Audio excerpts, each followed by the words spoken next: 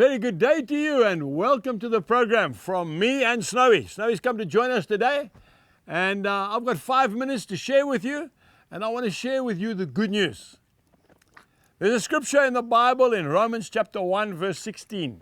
It says, I am not ashamed of the gospel of Christ, for it is the power of God unto salvation for those who believe. First the Jew and then the Gentile.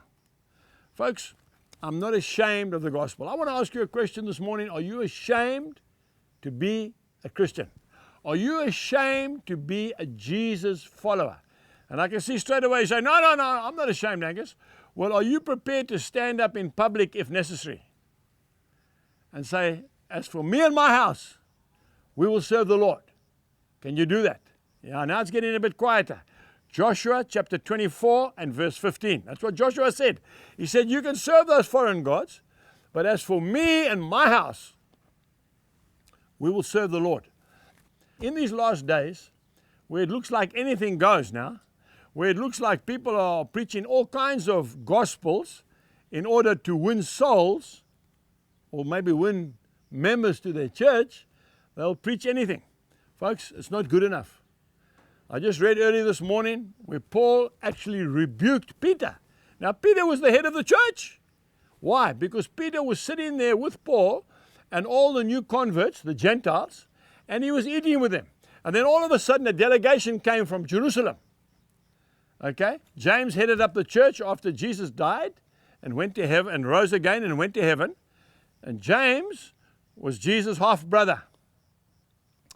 And when they arrived, these were circumcised Christians. They were Jews. And when Peter saw them coming, he stopped eating with the Gentiles and with Paul, and he separated himself. Paul rebuked him. He basically said, how come you eat with us now, and when you see these guys come from Jerusalem, you change?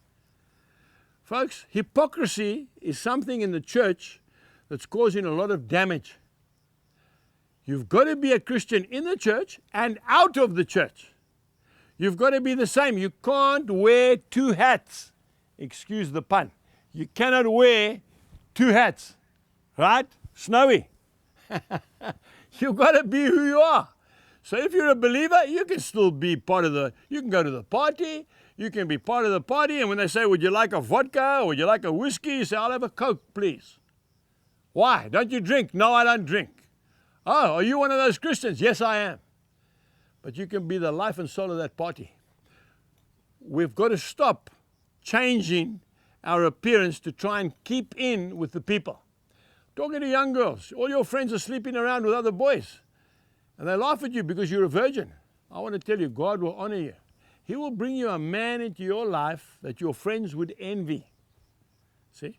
A man who's also never slept around. And you'll have a marriage which is going to be so beautiful. But it comes at a cost. And if your friends are going to laugh at you, oh, she's one of those Christians, she doesn't believe what we believe. I'm telling you, those girls will end up marrying boys who do exactly the same as them. We need to stand. And I'm not just talking about girls. I'm talking about young men. Keep yourself pure until the night of your wedding. Why? Because Jesus said so. So don't go sleeping around because you want to have friends and then try and be a Christian on Sunday. You see, folks, people don't have to like you, but they must respect you. And they must say, look out for that guy. That is a man of God. Don't play with that man. Look out for that young lady. Don't go swearing in her presence because she doesn't appreciate it because she's a child of God. That makes Jesus stand up in his throne in heaven and say, that's one of my children.